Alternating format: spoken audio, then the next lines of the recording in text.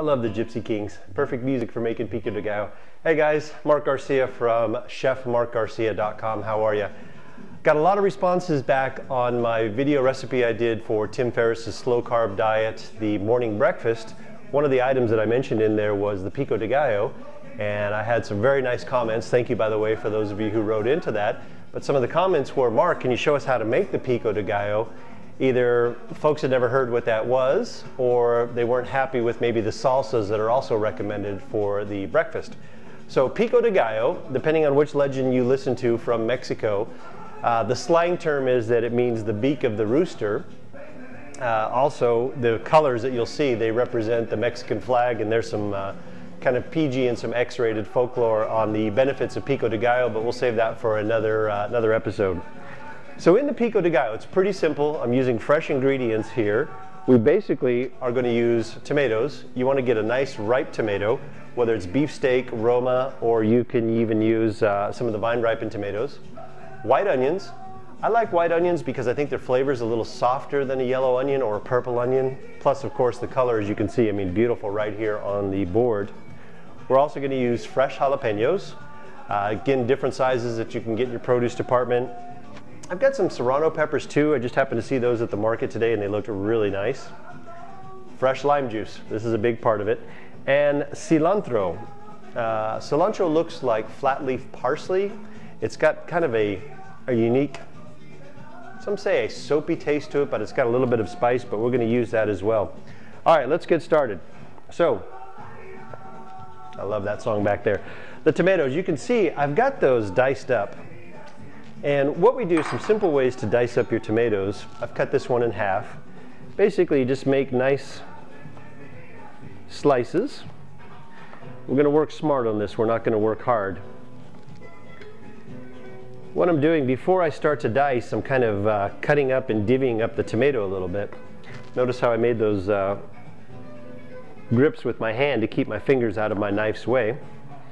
And if you can see, it's coming out a nice dice here because of those slits that I made. I'm going to show it again on the white onion that we do here. Again, you want it to be a little bit rough chop. You know, we're not looking for perfection here. Pico de Gallo actually goes really, really well with chips. Obviously, I use it in the breakfast. This is great. We've got Super Bowl playoff games are coming up as well as the Super Bowl soon, so this is great for your sporting events. On the white onion, I'm going to do the same thing. I took a whole onion, cut off each end, split it in half, peeled off the skin. Now what I'm going to do is make those nice thin slits.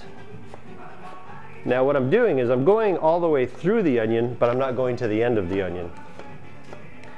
And then I'm going to make my cross-section cuts. This will help when I start to dice down. I'll get that nice square dice that we like. You can see the end pieces coming up there a little bit. So we're going to add that right into our bowl as well. These bowls, by the way, you can pick up at Bed Bath & Beyond. You can pick up at any Williams in Sonoma. We'll add in our onions that we've got here. Now the next step with the jalapenos. Got to be very careful when you're making this dish, guys. If you're cutting and working with these ingredients, don't touch anything else. Your eyes, your face, or ask me how I know, don't use the restroom without washing your hands, okay? You're touching volatile hot oils in the jalapenos, obviously in the onions, and in the cilantro, which we'll talk about. So if you don't want to be running quickly from the kitchen to another area of the home, don't do it. All right, on the jalapenos, we're going to take off the end. And what I like to do is just cut right down the center. If you're, and again, it's hard to tell until you actually eat the jalapenos. If you're concerned about the heat, that's where most of it's going to come from. Right in there, the seeds and stems. I leave it all in there. We're going to do what's called a julienne cut. That's just a fancy French term for a thin, about 1/4 inch matchstick, if you will. Same thing, you'll notice that there's a lot of simplicity to the cuts that we're doing. I'm not sitting here making a big mess on my cutting board, just making nice dices here. I'm working smart with the vegetables. Okay, so far 3 ingredients. We've got some nice ripe tomatoes. I happened to get beefsteak today and vine ripened at the market. They were the freshest. I put in the fresh jalapeno. You can see I've got some here chopped up already. Now at this point, fresh lime juice. I'm going to take a half a lime. and really squeeze that in there. Now, unlike a lemon, you typically don't have to worry about seeds in here, but I want to get that around. Again, the lime's going to add the freshness to it. It's really going to brighten it up a bit. You can add salt, garlic powder, garlic salt if you'd like, or even fresh garlic. I like to keep things simple when I'm working out with this. All right, now the cilantro. What you do is you take your stems. Now the cilantro that I picked up at the market today was pretty sandy, pretty gritty.